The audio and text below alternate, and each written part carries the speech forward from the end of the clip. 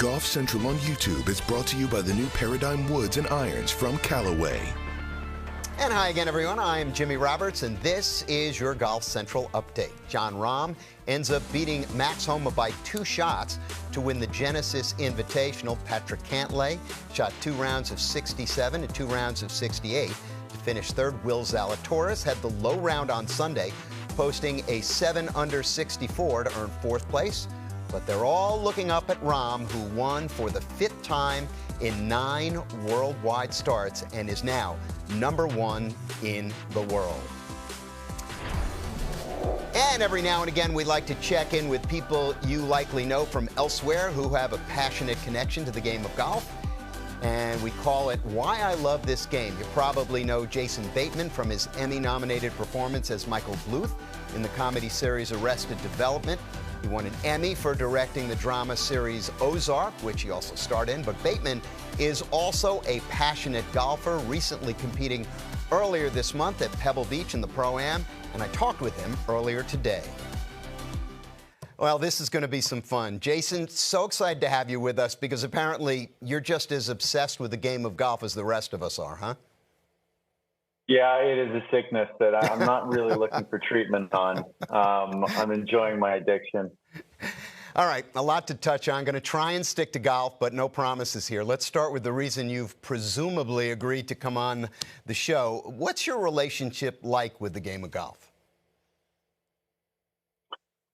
Well, it's, you know, actors, they're either acting or they're doing zero. So it's a great way to fill a day. Although I do have a couple of kids I'm really fond of and a wife I love a lot. So it's a balance there. But I mean, it's the hardest thing in my life, and so I'm trying to kind of slay that dragon and taking, you know, little cuts at a time. But it's gonna be a bit. It's a pretty big dragon. Well, listen, if you have 2 kids and a wife, unless I'm getting my math wrong, I think that kind of works out to a foursome, no? Yeah, that was one of my strategies, to get the 11-year-old into it so I could play on the weekends, because right now weekends are off the table. All right, how'd you get started in the game? Just a buddy of mine took me out, again, another actor that was out of work like I was, and we started playing the pitch and putt course down over here at Rancho Park. My buddy Steve Whitting, he was the one that gave me the first taste. You know, they say the first taste is free. Yeah, that's the way it goes, right? Yeah. All right, so you played at Pebble. Last week, you were in the Pro-Am field at Riviera with your buddy Will Arnett and our colleague John McEnroe. That must have been fun. That's right. Now, I'd imagine playing golf as a celebrity has got to be just a little bit unnerving, because it's one thing to have a bunch of eyes on you when you're doing what you do, but it's got to be another thing entirely to be the center of attention doing something that you aren't necessarily expert at. You comfortable playing in front of people? I mean, I thought I was. The Pebble Beach, for instance, I did that a couple of times about 30 years ago. And 30 years ago, I was, you know, younger, dumber, and I didn't really respect the game as much as I do now, or that place. And so I was hitting the ball pretty hard. Now I don't know. I was aware of what I was doing and where I was and what this game is and what an amazing tournament that is to be a part of. And so I was a little tight at the bottom of my swing. I really couldn't let the club collapse and get through there, but I was kind of holding on that. And, you know, the fairways are tight and they were wet and hard to hit good shots because I chose to not shut everything out. And I think you kind of have to do that to let it all work. I mean, the swing there's a lot of parts that can get tight and go wrong. And I don't know how they do it. I got a lot of respect for them. I don't know. The swing looked pretty good to me, and certainly the putting looked pretty good as well, playing there with Will Arnett on the bag. And, of course, they say that the best golf is usually played when you're not thinking about anything. At least that's what a lot of the guys we talk to on a daily basis say. All right, so who is the most fun guy in Hollywood to play golf with? Well, yeah, I mean, you'd have to go a bit to beat Will Arnett. He's that guy's been making me laugh for a long, long time. He's one of my best friends, and we're both out of the same. We play at the same place, and he's great. And, listen, the good thing about Will is when he's not cracking a good joke, you can just laugh at his swing. It's hilarity all day.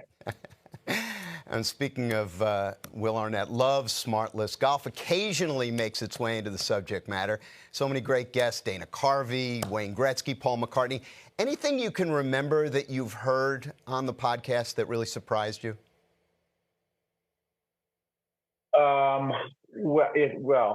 It wasn't on the podcast. It was eventually on the podcast, but the thing that surprised me was when Joe Biden called up to be on it. And Paul McCartney was another incoming that was really surprising.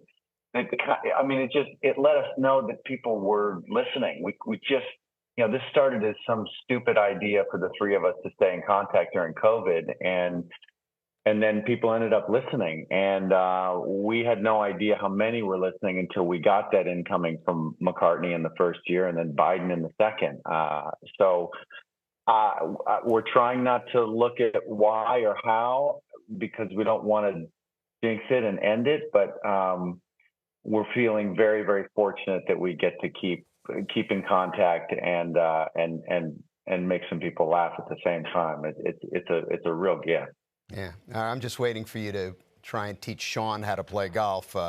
One non-golf one. No one needs that. We don't need that. Listen, I just got to go here. You've done so many different types of things, but going from Michael Bluth to Marty Bird is kind of like the golf equivalent of being asked to putt like Crenshaw, then drive it like Rory. Is one ask for you more natural than the other? Because they sure can have an awful lot in common. Is one of the characters easier to play? Yeah, more natural, which is, I mean, you're known as a comedic actor, I think, by a lot of people, but that role in Ozark, that was some darkness, man. Yeah, but they were both exhausted by the incompetence around them, right? I mean, so they were pretty similar, and they had the same initials. That's I try to keep it simple.